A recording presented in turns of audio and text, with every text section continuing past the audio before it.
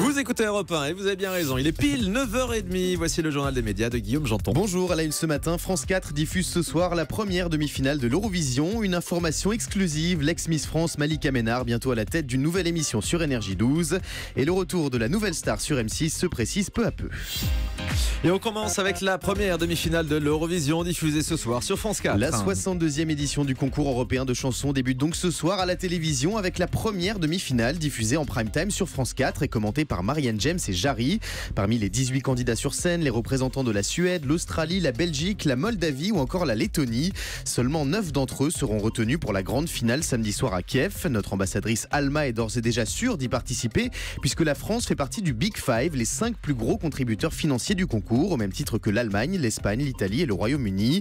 Alma qui aura la chance de chanter en deuxième partie de soirée samedi soir suite à un tirage au sort ce week-end.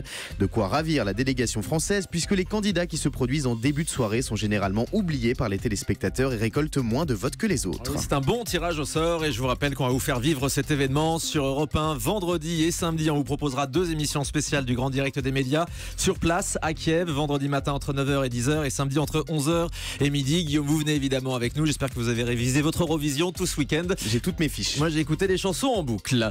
Eurovision toujours, des journalistes russes interdits d'entrée en Ukraine. Alors que la candidate russe à l'Eurovision ne participera pas au concours cette année après avoir été interdite d'entrer sur le territoire ukrainien pour avoir participé en 2015 à un concert en Crimée. 2 journalistes et photographes russes qui voulaient couvrir l'Eurovision ont connu le même sort ce week-end.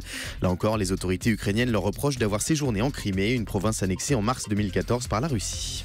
Une information exclusive à présent, l'ancienne Miss France Malika Ménard, bientôt à la tête d'une nouvelle émission sur Énergie 12. Depuis son élection en 2010, Malika Ménard s'est lancée dans une carrière d'animatrice télé. Après avoir présenté des émissions sur France 3 Région et la chaîne web de TV Magazine, la jeune femme monte en grade. Selon nos informations exclusives, Malika Ménard présentera prochainement sur Énergie 12 un nouveau magazine d'enquête sur les coulisses de la vie quotidienne des Français.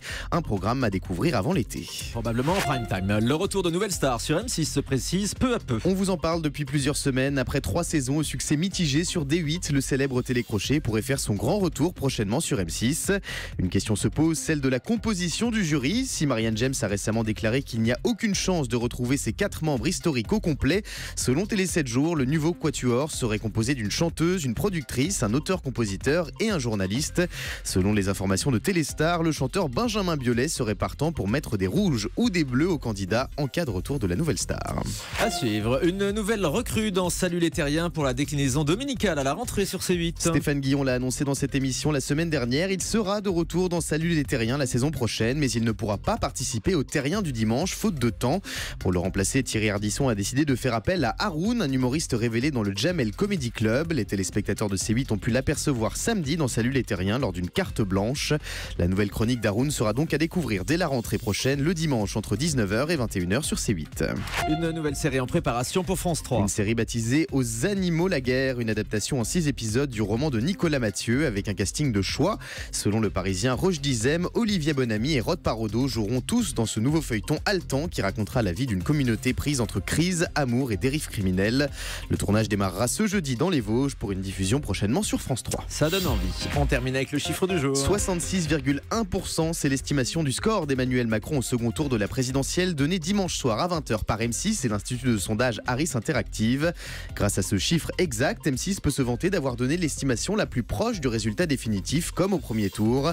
À titre comparatif, TF1 avait annoncé 65,5%, tandis que France 2 avait affiché 65,1% des suffrages pour Emmanuel Macron. Oui, avant d'affiner les estimations dans la soirée, 66,1%, donc seul M6 a donné le chiffre précis du score d'Emmanuel Macron dimanche soir. Merci beaucoup Guillaume, à demain. À demain.